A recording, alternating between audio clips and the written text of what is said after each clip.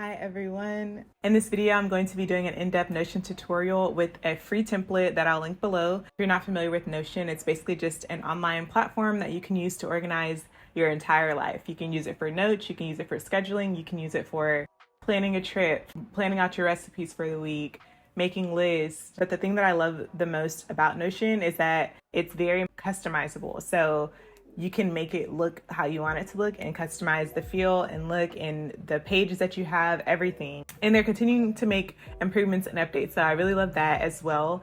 In this video, I'm going to be doing an in-depth tutorial of the Notion template that I posted a few weeks ago. In my template video, I shared my personal Notion, but in this video, I'm going to be showing you all the free template and showing you how I did every piece so that if you're not necessarily interested in the free template, you can still incorporate different pieces of the template that you do like into your own Notion. So without further ado, let's get into it. Okay, so this is the home page. It should look fairly familiar if you saw the previous video.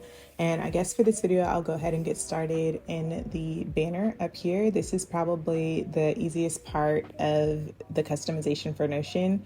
So essentially you can just click here and it says change cover. There's a few different options that you have. So the gallery, you can just select one of these photos. You can go to upload, which is what I did, and I'll show y'all how I did it. There's also a link. So if you have a URL to a photo that you like, you can link it there. And then Unsplash is similar to gallery. It's just like pre-made templates that you can use. So if you click these, I guess I can show y'all, you just click one and you're able to like move it around, reposition it, get it to your liking. So yeah, that's pretty much how you select a cover. Very simple. And then let me go ahead and show y'all how I customize it. So I use an app called Canva. If you aren't familiar with what Canva is, it's basically just a free tool that you can use to design pretty much anything. I've used this for years and I've gotten tons of use out of it and I've never paid for anything. So I can go here and go to my projects and I can see here my recent projects that I did for the covers on my Notion. So essentially the only thing that matters here is that the sizing is correct and everything else you can customize. So 2000 by 533 is what the size has to be. And then you can just go up here and click create design and you'll put custom size. And this is where you'll enter that sizing. So 2000 by 533, you'll click create new design and you'll go from there. Since I already have one loaded, I'll show y'all what I do just because it'll be a lot easier than doing something from scratch. Yeah, so what you can do in Canva is click this button here that duplicates the page and then you can like play around with this. So if you click on this color here, this background color, it'll save your document colors, which is very helpful because it helps everything be cohesive. And you just click on one of them. And then you can literally just go to text and they have a lot of pre-filled out options. So just say I click sparkle and I can type whatever I want here. So I'll be very cliche and do live, laugh, love. And then I'll just highlight all of that, change the font to like 150. Yeah. And then it's really helpful too, because like as you drag and drop things, it gives you guidelines. So it'll tell you like when everything is perfectly centered.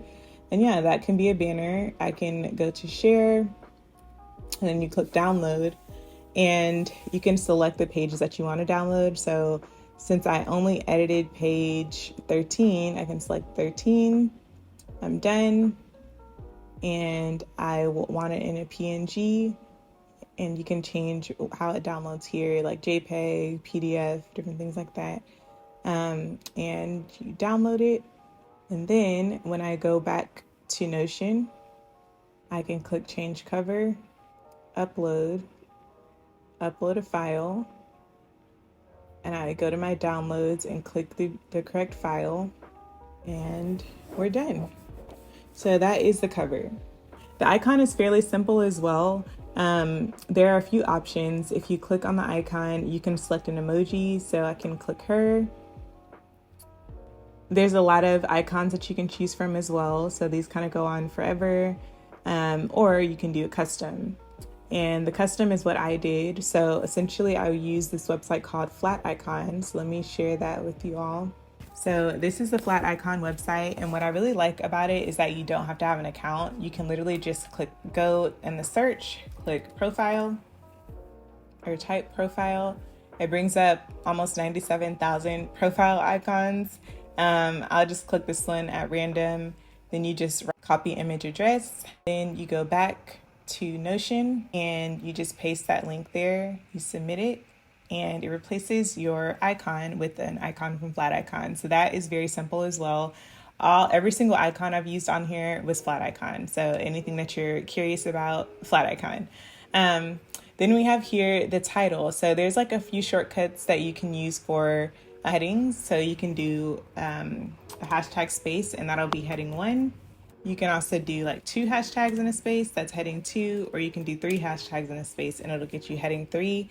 I believe this is a heading 1 and I just type out whatever you want to type there.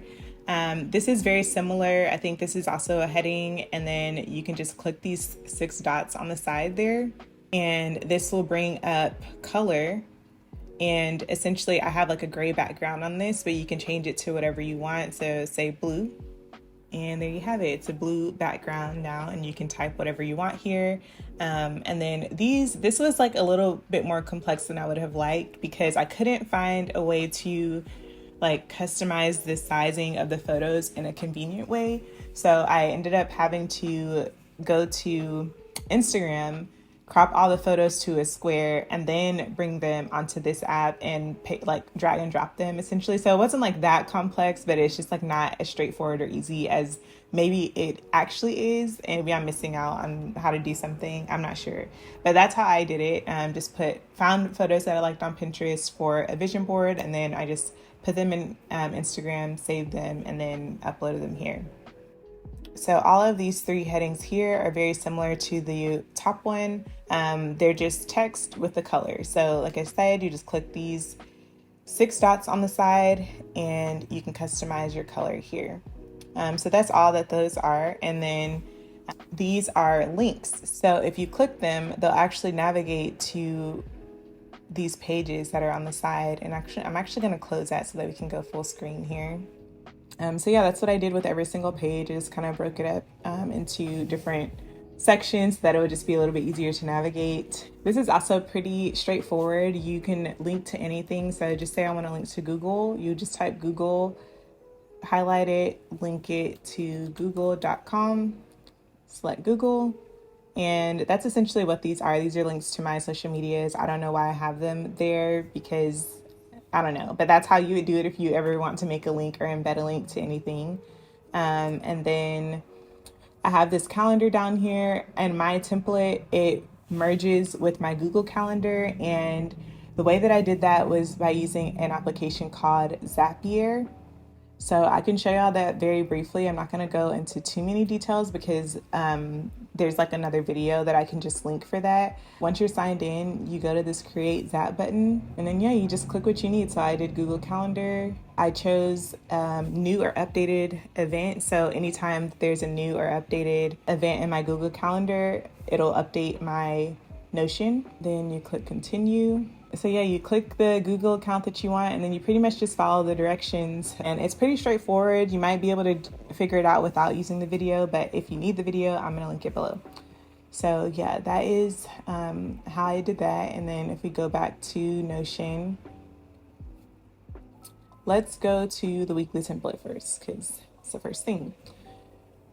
So banner, Canva, icon, flat icon, heading. And then here are some widgets that I was able to embed from Endify. So let me show you all Endify. So this website is specifically for Notion widgets. So it's very compatible with Notion. It's very straightforward as well. You just create an account. And for me, I will just log in. So after you create an account, you would just go down here to exploring your widgets. This is what it'll look like when you first log in because you won't have any. These are my current widgets. But yeah, you just scroll down to the bottom. The widgets that I use was the life progress bar and the weather app and also the Google Calendar. So I'll show you all how I did each one. So you can click on create widget and I'll just do Notion template. Let's see. So there's cute little corgi, and basically you can customize different things in here that you want. So Basically, I removed life, I removed quarter, and I also removed day. And so I had my year, month, and week, and then you can specify what the first day of each week will be, and you can change the color, customize the color here. Once you do that, there's a little space at the bottom that for some reason is not showing up on my screen where you can just copy the link, and then we'll go back to Notion and you can paste the link there, and then you just click create embed. And so that will embed the file, and then you just have to play around with how big you want it. One thing that was really tricky for me at the beginning was these columns. Like, I don't know why it has such an issue getting them there, but essentially the quick way to do it, or at least the quick way that I found to do it, is just to start typing /columns, and then you can pick how many columns you want to cross. So obviously this is 3, so you just put /columns and you click 3, and then you can just paste the things where they need to go. So yeah, that is how you do the life progress bar. And then if we go back to Endify, I can show y'all the weather. So for the weather, you just go down here to explore widgets, create a widget, and I'll just name it weather Notion template. And then from here, you just put your location and how many days you want it to display, and put it in Fahrenheit or Celsius, and you can change like the colors of things. But basically at the bottom of this page here, there's a copy button. You just click the copy, you go back to Notion and you paste. So that's what's here. And then this is a Spotify playlist, and I can show you all how I did that as well. So if you go to spotify.com, you can just find a playlist that you want. I already have one up here that I used. You right click it or 2-finger click it on a Mac, you click share, and then you click copy link to playlist. Then you go back to Notion and you just paste that link and you put create embed, and it'll make the little playlist. And then to get it that size, you just scroll up until it's the smallest it can be, or however small you want it. And yeah, that's pretty much that whole process. So let me delete this and let's move on to the next section. We have a little icon from Endify with some text and a little song here that you can embed. And then basically you just make this with the column/column, and you click 4 and it'll make 4 columns. Here, I have my Google Calendar linked here, but since I'm not logged in, since this is the template version, it doesn't show there, but obviously link your Google Calendar, it'll show there. These are just some text with colors behind them and some to-dos. And the way that you make a to-do is that you just put the slash and then to-do.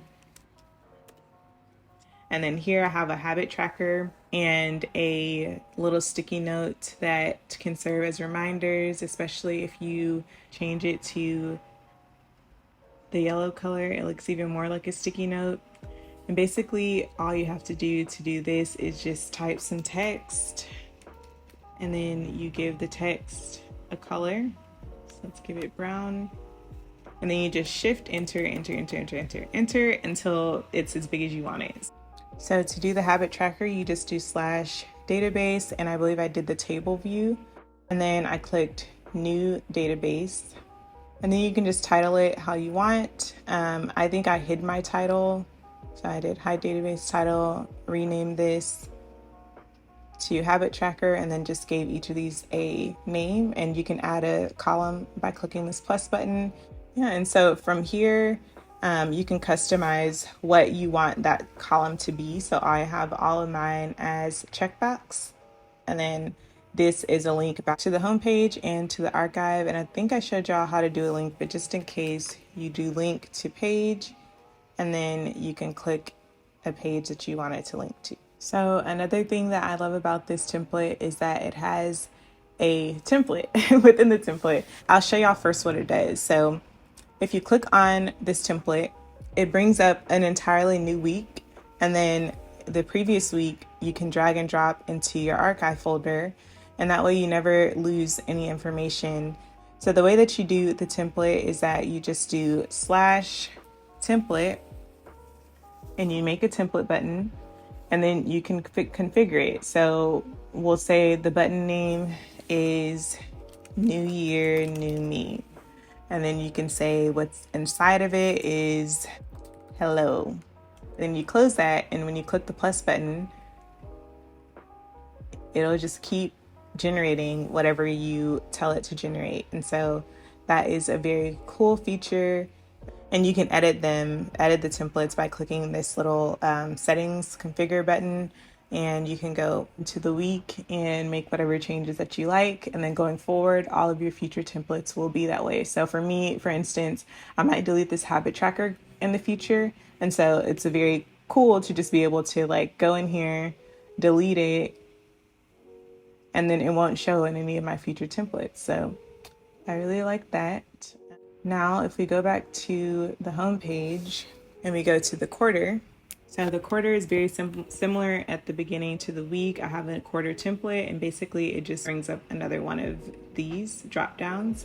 But basically this is just 2 columns with some text with a background color and a to-do, which I think I've shown you how to do all of those things. And then once you're done with the quarter, you can collapse it and drag it into the archive, and then all of your previous quarters for the years will be in there. Made the banner on Canva. This is from Flat Icon. So then if we go back home, I believe the year setup is very similar. I just split them into 3 columns, and then this one is a toggle. So if you do /toggle, then it'll allow you to collapse. So that's what this one is here, but the rest of them are just plain text. So if we go back home, let's go to the content planner. So this is probably the most complex page, and I actually use this from a creator named Michelle K. So I will link her video. So this starts getting into like databases and linking calendars and different things like that are a lot more complex, and could probably use their own video altogether. And so instead of making this video about that, I'm just going to link videos about how to set up databases, because they're highly customizable, and it just makes more sense in my head to do it that way than to like spend another 30 minutes explaining databases. But essentially what we have here is a master content calendar that brings in these 2 calendars. There's a YouTube one and a TikTok one, and you can add whatever other calendars that you want. And it brings them into this master calendar here. So whenever I'm on my YouTube planner and I add, let's see, get ready with me.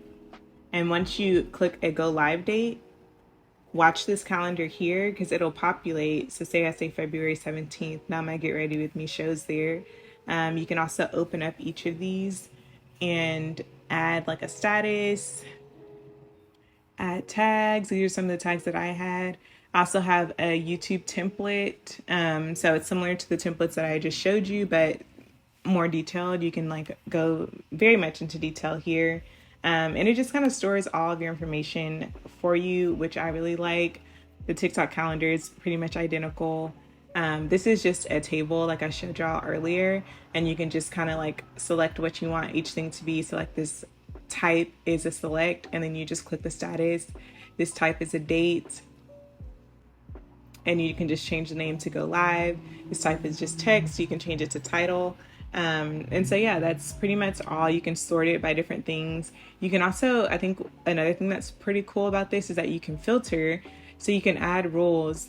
So this is filtering by only YouTube, which makes sense because we're on the YouTube planner. But I can add a filter rule, and I can say where, let's just say the go live date is before today. So then whenever I go down, it's going to show nothing because none of these are before today. But if I click on this one and I change the date to, let's say the 5th, because today's the 8th, then it'll show there. So I think that that's really cool. And you can also like add different views to have the filter. So it doesn't have to be under the main table.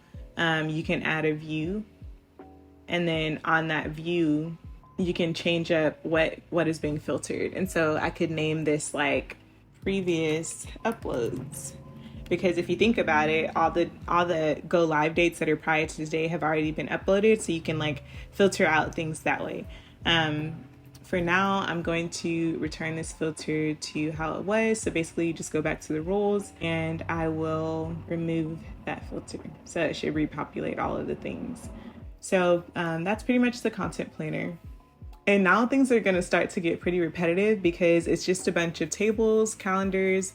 So like this one, for instance, is a database that you just make. And then, like I said, this table here, you can change the names of what these are and the types that they are. So this is a multi-select, which basically means that you can select multiple things, which actually doesn't really make sense because most books don't have multiple authors, but we'll just leave it there. This is something that's better for something like genre because that would make sense that things could have multiple genres. But yeah, you can just keep track of whatever you need to there.